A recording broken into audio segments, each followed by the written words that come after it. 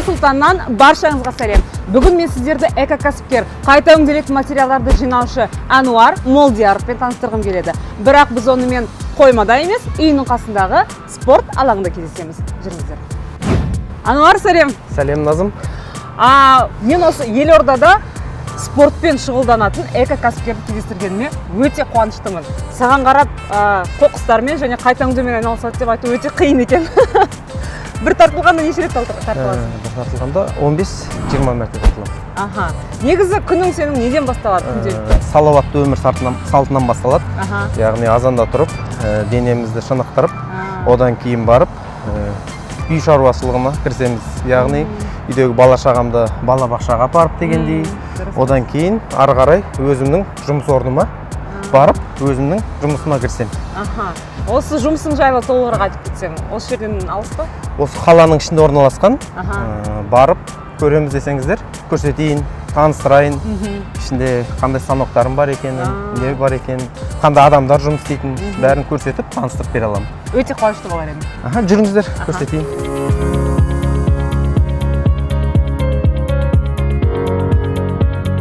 Содан мінекей өзіңіз көріп тұрғандай біздің алып келетін картондарымыз күніне 15-18 тонна пресстейміз бір күнде. Жақсы объем, иә. Біздің жігіттер осылай жұмыс істейді, яғни келген өнімдерді осы пресс машинасына салу арқылы өзі автоматтандырылған бұл пресс машина.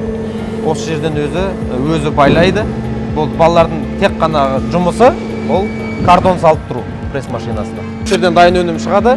Бұлар шыққандай водитель автопогрузчика дейміз ғой. Сол водитель алып өзінің орнына жинап отырады. Яғни өзіңіз көріп тұрғандай пресс машинамыз пресстейді. Яғни салмағы 500 келіден 700 келіге дейін картон пресстейді.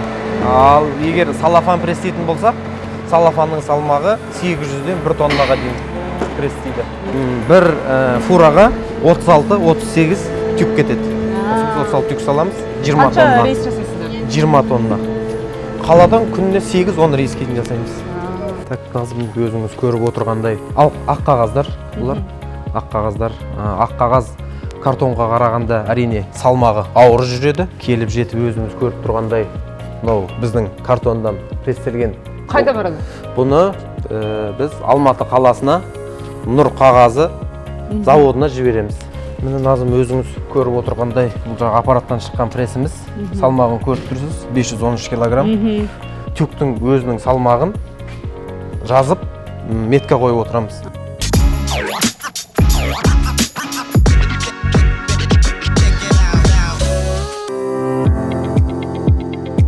Ал Ануар, біз сенің ісіңмен таныстық, сенің қоймаңда болдық, сенің спортпен шұғылданатыныңды білдік, көрсеткеніңе өте көп рахмет.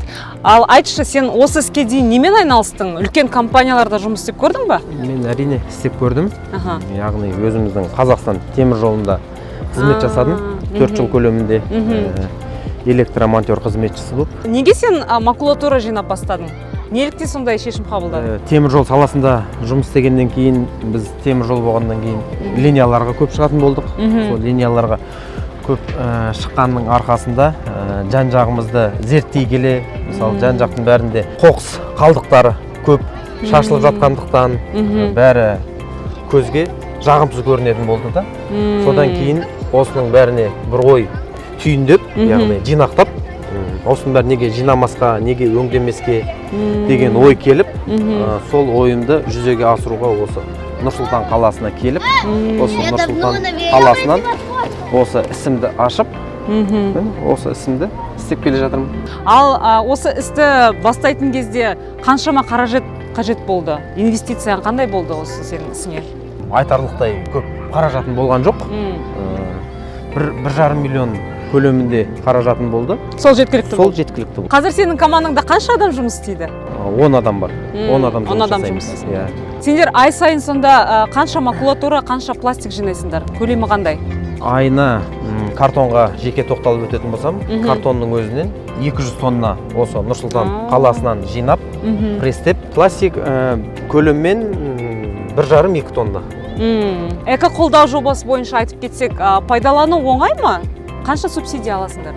Эко қолдау жүйесі өте ыңғайлы, өте қолайлы десек болады. Тек қана қолымыздан телефон дейміз ғой, смартфон. Иә. Осы смартфонымыз болса, соның өзі жеткілікті. Сол жерде бәрі түсінікті. Сол жерде бәрі түсінікті, бәрі оңай. Эко қолдаудың бізге беріп жатқан көмегі өте қолайлы, біздің өзімізге өте мықты десек те болады. Бұның өзі эко қолдаудан бізге беріп жатқан, былай айтқанда, поддержка дейміз ғой. Қолдауы өте мықты. Оның өзінде бізге бұл эко қолдаудың өзі бір қызығушылық берді да. Оның өзі мысалы эко қолдаудан бізге қаражат бөліп дегендей, мысалы қаншама тонна біз тасымалдап жатсақ, соның өзіне беріп бізді қызығушылығымызды, яғни одан ары арттырып жатыр десек болады. Егер килограмм бойынша айтатын болса, қанша субсидия аласыңдар?